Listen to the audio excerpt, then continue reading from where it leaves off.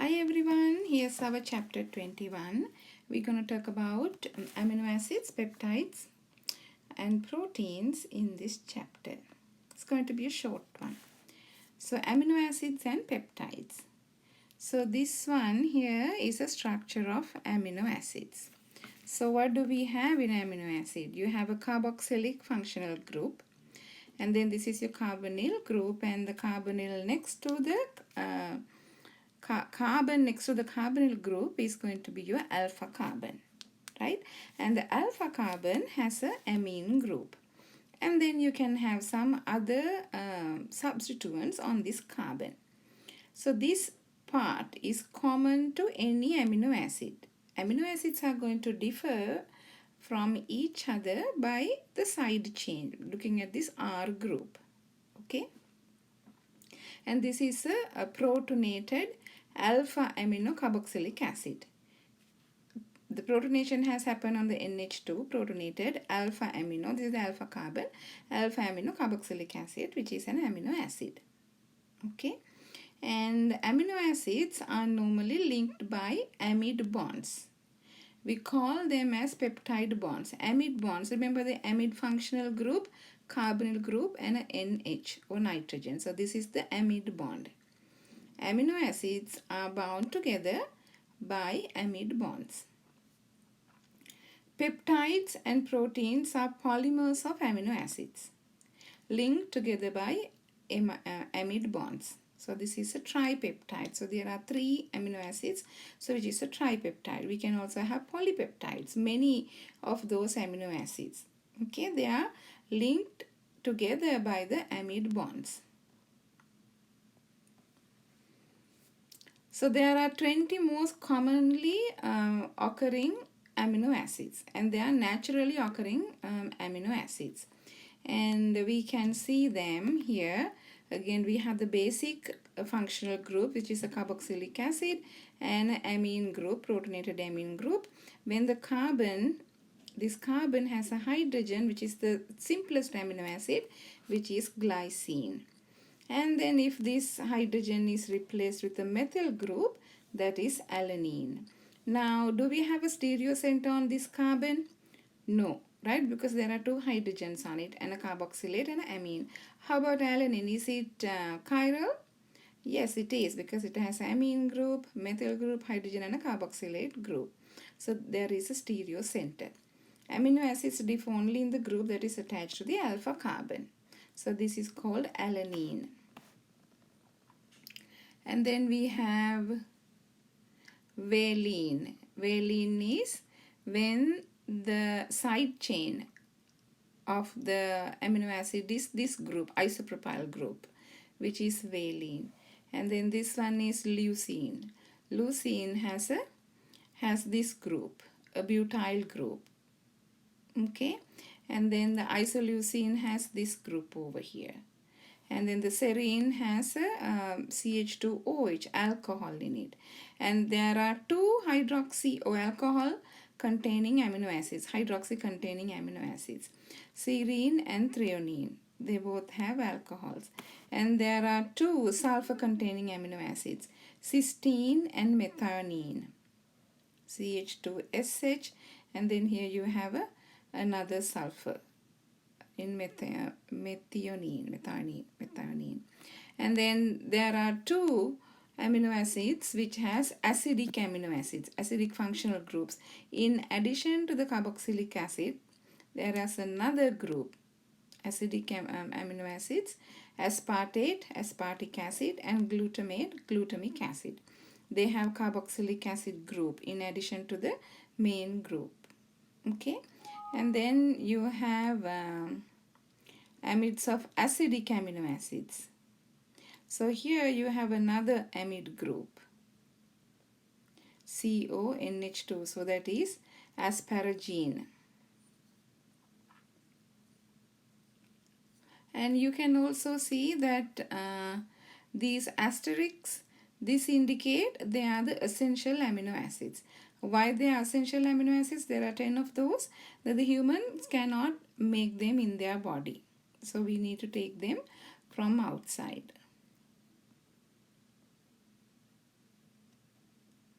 Okay. Now, similar to sugars that we name them as DNL.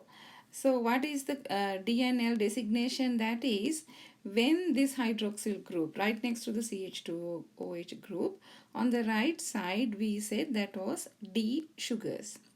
And if the OH groups to the left, that is a L sugar. That is the nomenclature we use, DNL. And then the D sugars are the most commonly abundant in nature. Okay, and then similarly we can designate the amino acids based on which side the amine group is located in the Fisher projection formula. And if the amine group is to the right, so that's a D amino acid, and if the amino acid is to the left, we call it as a L amino acid. Okay, and then the most commonly occurring amino acid in nature is the L amino acid. Okay, so why D sugars and L amino acids? So although it made no difference which isomer nature selected to be synthesized, it was important that only one was selected. Okay, in terms of sugar, that was the D sugar, and in terms of amino acids, it's the L amino acids. For example, proteins that contain both D and L amino acids, they do not fold properly. So proteins normally fold to form their tertiary and quaternary structures. And without proper folding, there can be no catalysis. It was also important that the same isomer was synthesized by all organisms. For example, because mammals have L amino acids, L amino acid must be the isomer synthesized by the organisms that mammals depend on for food. Okay. So D amino acids have been found only in few peptide antibodies and in some small peptides attached to the cell walls of bacteria, but the rest are all going to be L amino acids. Okay. So this is the structure of amino acid like we mentioned earlier. So it has a carboxylic acid group and also has an amine group. At pH 0, pH 0 means acidic. In an acidic medium, carboxylic acid will remain as carboxylic acid with the hydrogen on it, and then the amine, normally amine has a lone pair which is basic. At pH 0 it will be protonated. At pH 0 this is how it exists. And at pH 7 what happened? pH 7 is going to be a higher pH than the pKa of the carboxylic acid side group, carboxylic acid group. Normally the pKa of the carboxylic group is about 2.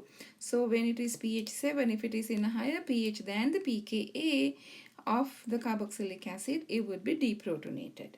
So it will remain as carboxylate ion, and ammonia amine group pKa is about 8 and 9.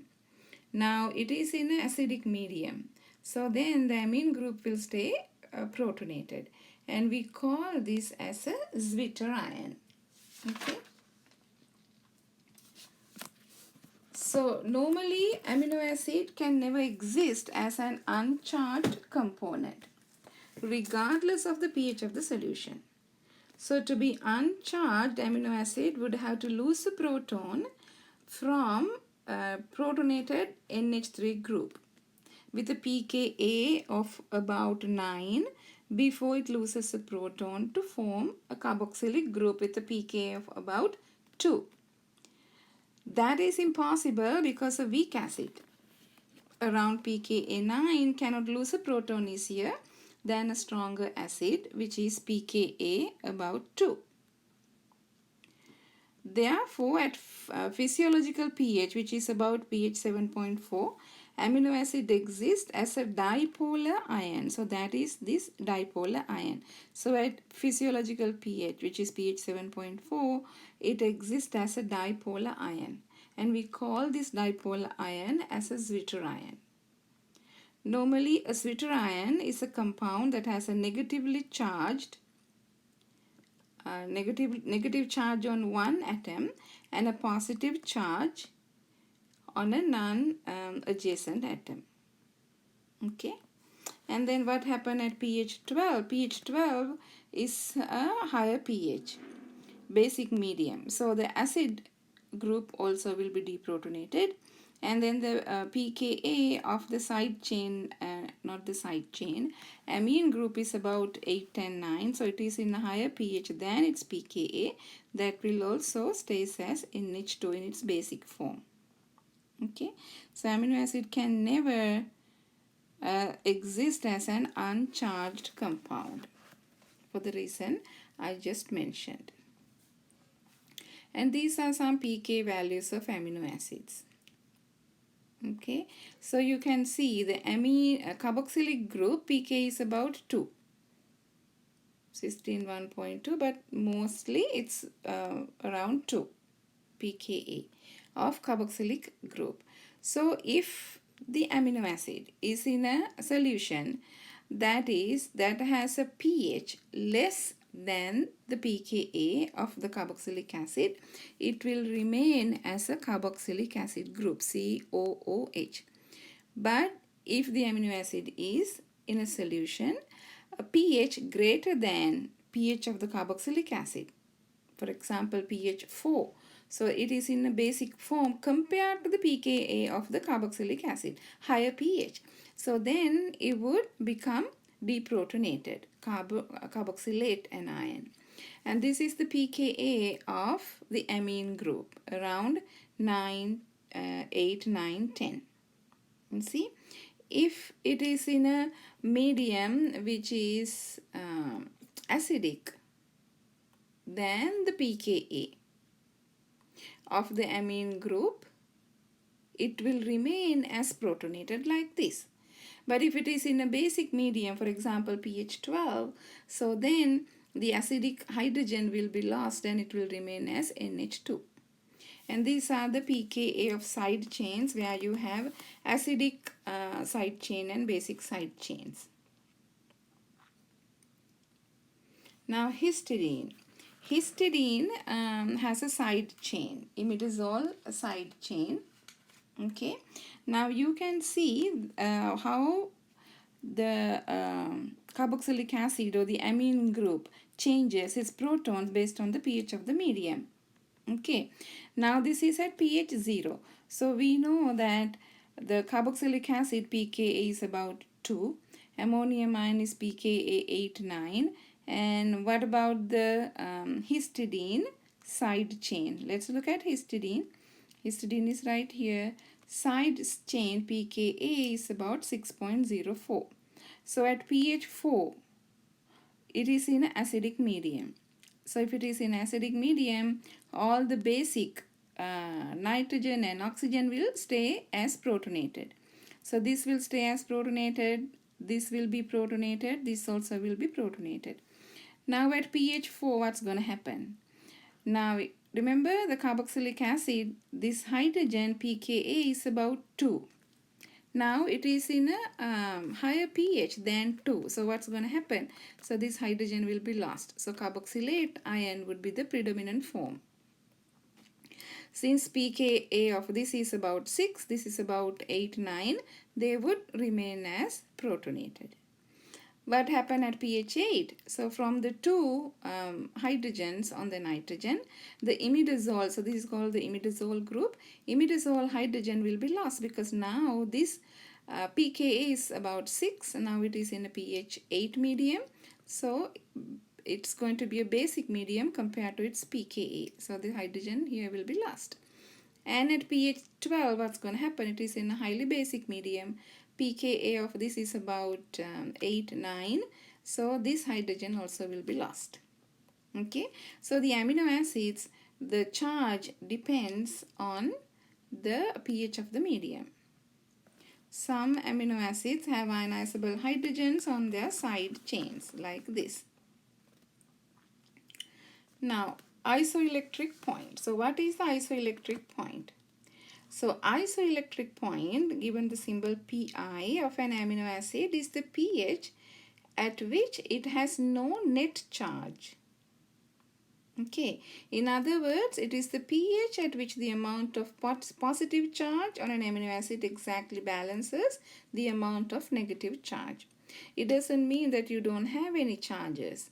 It does have charges, but the overall charge is 0. Okay, now how do you find out the Pi, isoelectric point of the alanine? Now in this one you only have the basic two functional groups of the amino acid, which is the carboxylic acid and the amine group, and there are no ionizable side chain, for example alanine. So the Pi is going to be the midpoint or the midway between its two pKa values. So pKa of carboxylic acid 2.34, pKa of the amine group is 9.69. So if you don't have a side chain, ionizable side chain, you simply add these two together and divide by 2 to find out the isoelectric point, 6.02. Okay.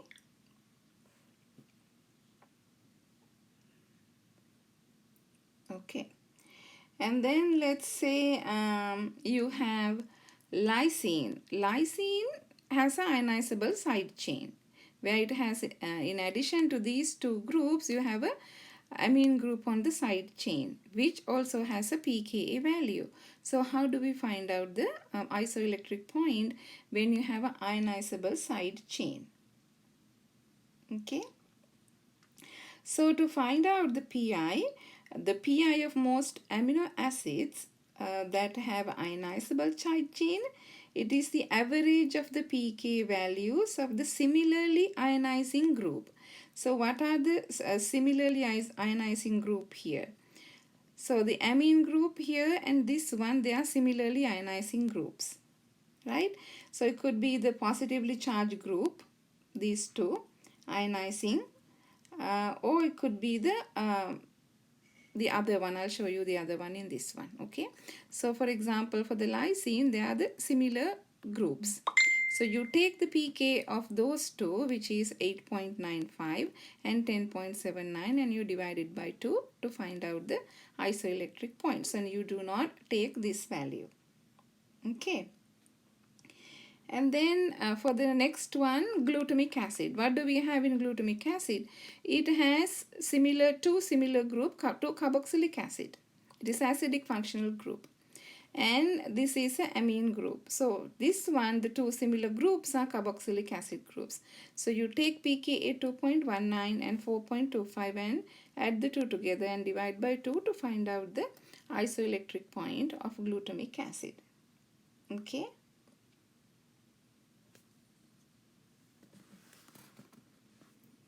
So this one, it is the average of the pK values of the two groups that are uncharged. So these two, the acidic form and negatively charged in the basic form. So they are going to be negatively charged in the basic form, uncharged in the acidic form. So you take these two and divide by 2 after adding it together to find out the Pi.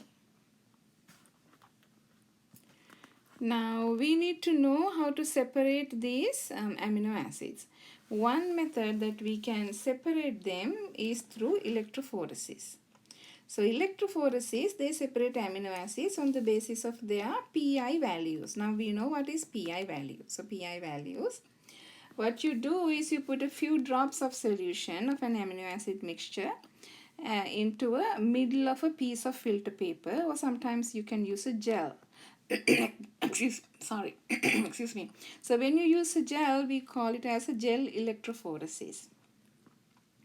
When the paper or the gel is placed in a buffered solution, so here is a buffered solution, between two electrodes and an electric field is applied, amino acid with the Pi greater than the pH of the solution, such as arginine, which has overall positive charge.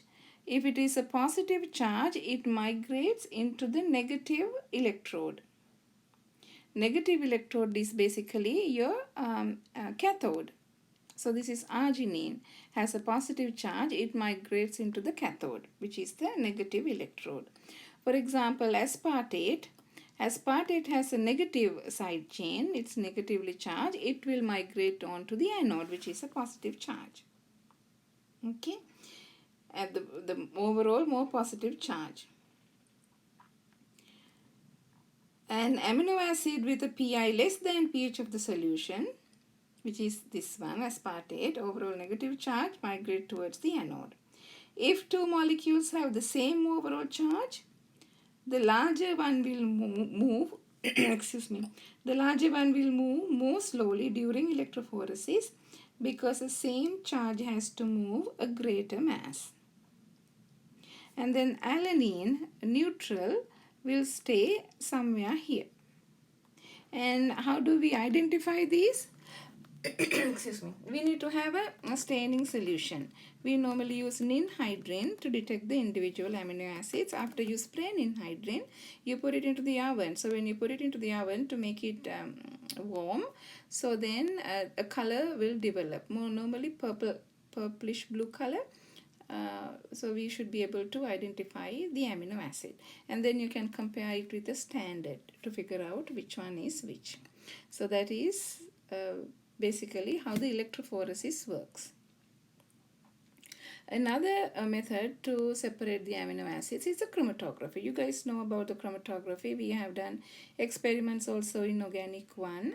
Chromatography basically separates compounds based on the polarity. So you use thin layer chromatography, which you have a stationary phase, and you have a mobile phase. Mobile phase is the liquid. So you put this stationary phase. You can also use alumina or silica to spot your compound, and then you put it in a chamber containing your mobile phase, and then the liquid will start going up. As the liquid starts going up, so your components will be separated based on the polarity. The less polar compounds will start going up more easily, and then the more polar substances will stay close to the origin of the spot. Okay, so we should be able to identify where they are. Sometimes we can identify things under UV light. Sometimes we can stain it with iodine, and so we should be able to identify our components. Okay, and there are some more methods. We can also use column chromatography, and what are the other methods that we can use to you can use amino acid analyzer, you can use ion exchange chromatography, some other ways that we can use to separate amino acids. And let's look at a few methods how we can synthesize an amino acid. One method is we can use the HVZ reaction. Remember we talked about HVZ reaction when we were learning about the enolate chemistry, right? Hell-Wall had some kind of a reaction, yes. So what's going to happen here? We use bromine and phosphorus tribromide. So basically the alpha carbon, when you have a carboxylic acid, the alpha carbon, one of the hydrogens of the alpha carbon can be replaced with the bromine. And then when you add excess ammonia, bromine will be replaced with the amine group. Okay, so now we have created an amino acid carboxylic group and an amine group. Okay, so the R group, so depending on which amino acid we want, we can start the carboxylic acid accordingly. So then we can get the amino acid. Another way, when you have a dicarbonyl compound here like this, alpha carbonyl carboxylic acid. So this method is called reductive animation. Amination, not animation, it has to be amination. Reductive amination, not animation, amination. So you add excess ammonia. So this carbonyl group will be first form an imine, and then you do the reduction with hydrogen and in the presence of palladium carbon. So this will become an amine group.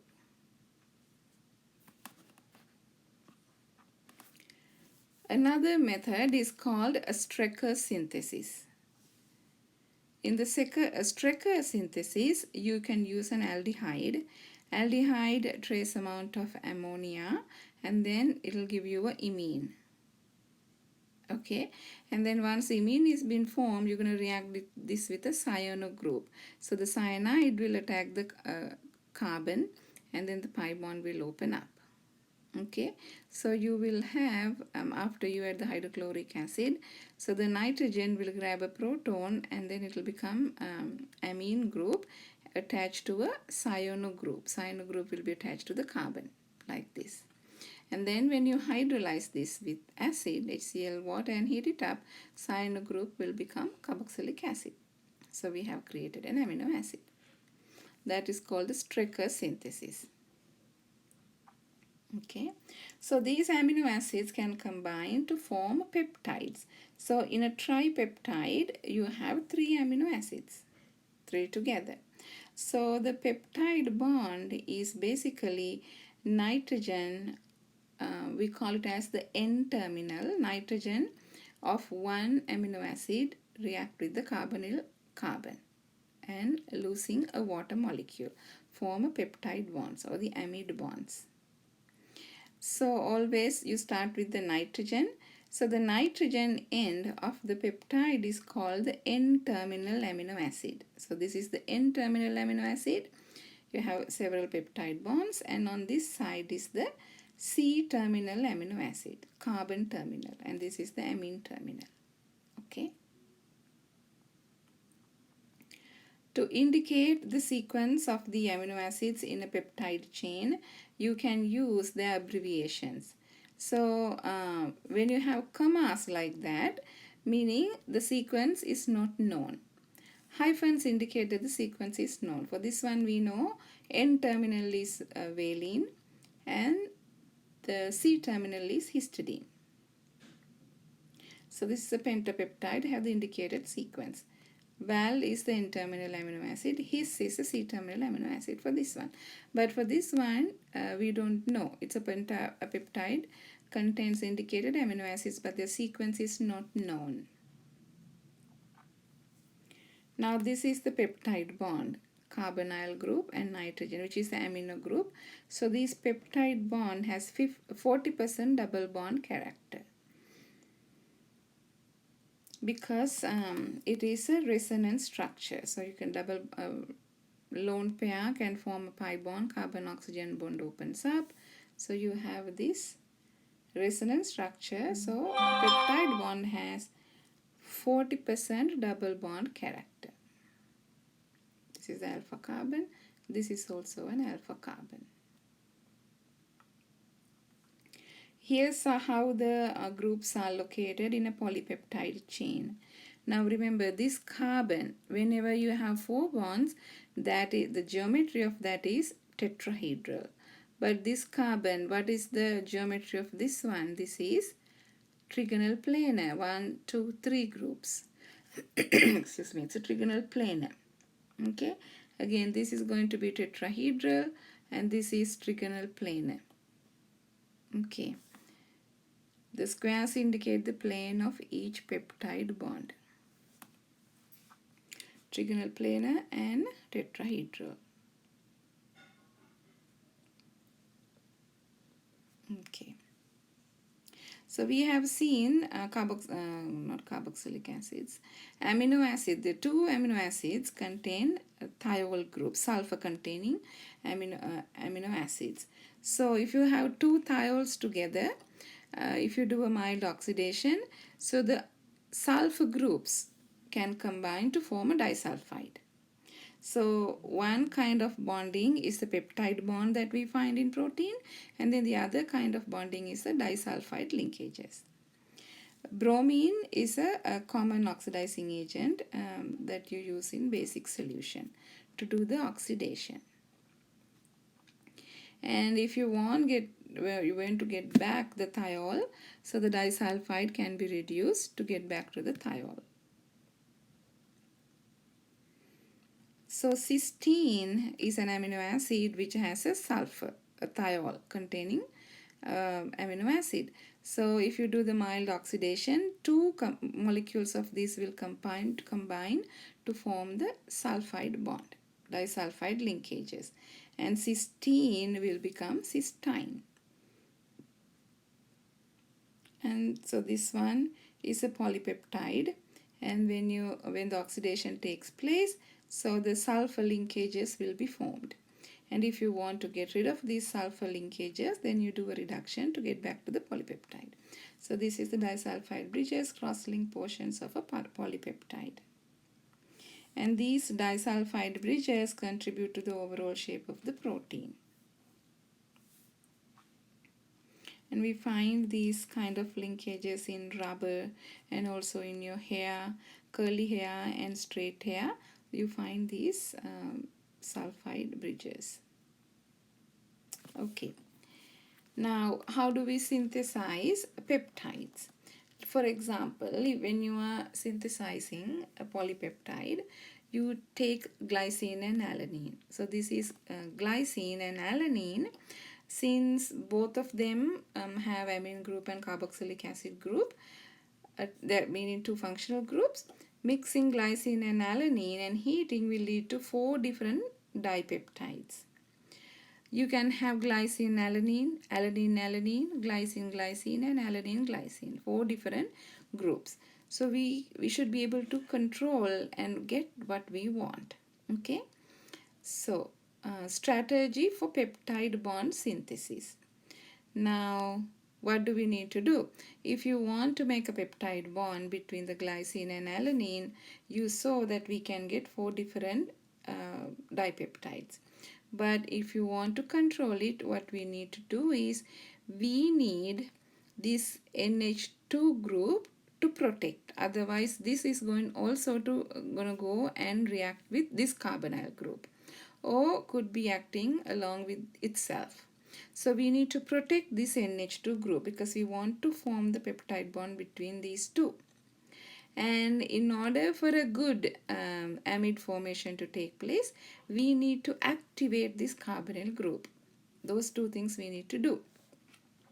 So the peptide bond is formed between these two groups. So we need to activate the carbonyl group, we need to protect this group so it will not react. How do we do that? Protecting the amino group, normally we can use this compound that is called di-tertiary butyl dicarbonate. Di-tertiary butyl, there are 2 tertiary butyl groups and dicarbonate. You can react with the glycine. So this nitrogen group, nitrogen lone pair will react with one of these carbonyl groups, and then eventually you pi bond opens up and get back here, and then you can leave one of these groups. I mean, it's going to attack to this carbonyl group. It's the same thing. So if it attacks to this carbonyl group, then you are going to lose this part and this part will be attached. So it forms a amide bond. Now this group acts as a protecting group for this nitrogen, because this nitrogen lone pair is now busy forming resonance with the carbonyl group. It will not be readily available to do another attack on a different amino acid. Okay, so it's an N-protected glycine. Now let's see how we can activate the carboxyl group. So this is the N-protected glycine that we made in the previous slide. So what we're going to do now, so now this is a carboxylate. This is going to react with dicyclohexyl carbodiimide, DCCD. Okay, so the carbonyl oxygen, this oxygen carboxylate oxygen, going to react with this DCCD. How is it going to react? You first put hydrochloric acid in the acidic medium. This nitrogen will get protonated. Okay, once the nitrogen get protonated, the oxygen O minus attacks this carbon, and then electron flow happens like this. Okay, now we have added a group on oxygen. Remember, we learned about if you have a negative charge next to the carbonyl group, this will not be susceptible for a nucleophilic attack. Carboxylate anion. Okay, so now since this group is activated, making a leaving group on oxygen, now the nitrogen of the other amino acid can come and attack this carbonyl carbon. If it was like this, it will not happen. Okay. Now, how's the new peptide bond is going to happen? We have the protected nitrogen. We have also activated oxygen. So, alanine nitrogen comes, attack the carbonyl carbon, forms the oxygen, negatively charged oxygen here. Like this, we are missing a negative charge. And then, once the tetrahedral intermediate is formed, you reform the carbonyl bond, and then now we can make this leave. Okay, so once this is leaving, it is going to form carbon oxygen double bond, which is dicyclohexyl urea, basically a pretty stable molecule. So the removal of this will happen very easily. Okay, and then we have just made the new peptide bond by activating the carboxylate group and protecting the nitrogen group. Now the next step to complete the process is, if we are done making the peptide, we can remove this group. The protecting group can be removed, or you can use this one to add another amino acid of your choice, adding a third amino acid. Now you have then protected glycine alanine. So you can again go ahead and do the same steps, which is you add DCCDHCl, and now you're going to react with this molecule, with this amino acid. So the same process, that the nitrogen will attack the carbonyl carbon in the presence of the protecting group over here, the activated group, and then you can remove that to get your third amino acid added. N-protected glycine, alanine, valine. If you want to add another one, what you're going to do is you're going to react this tripeptide with DCCDHCl and add another amino acid of your choice. Once this is all been done, the next step is to remove the protecting group. So you can basically remove the protecting group using trifluoroacetate. Okay, so this is the process, that you don't have to worry about the mechanism. So this group will be removed. Okay,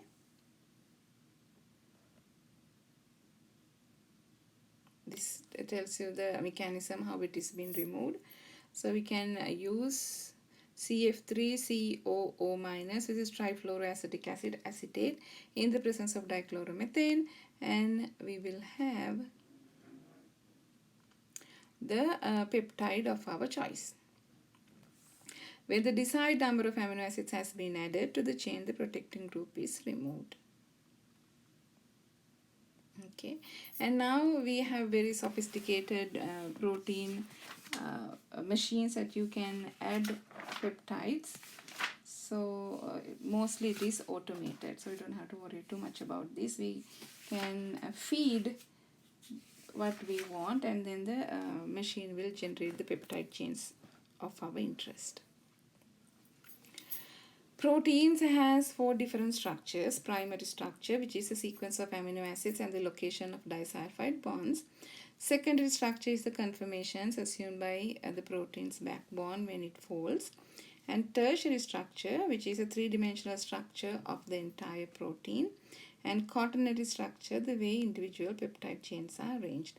And we're not going to worry too much about any of these. So we just want to have a basic idea of the amino acids. Okay, so that concludes our study of protein amino acids. Okay.